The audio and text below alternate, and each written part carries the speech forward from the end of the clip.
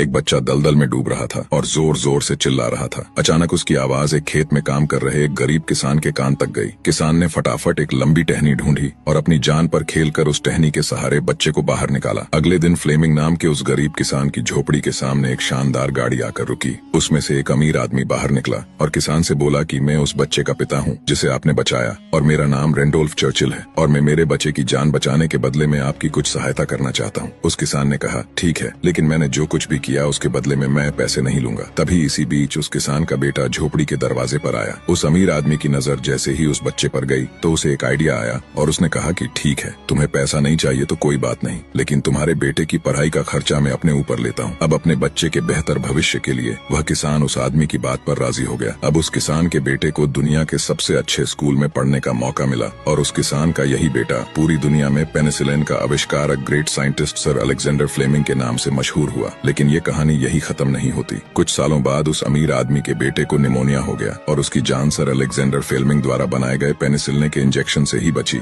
और उस अमीर आदमी के बेटे का नाम था विंस्टन चर्चिल, जो 2 बार ब्रिटेन के प्रधानमंत्री रहे। दोस्तों, शायद इसीलिए कहते हैं कि कर्म हमेशा घूम कर आते हैं। इसलिए हमेशा दूसरों का अच्छा करें ताकि आपके साथ भी हमेशा अच्छा हो।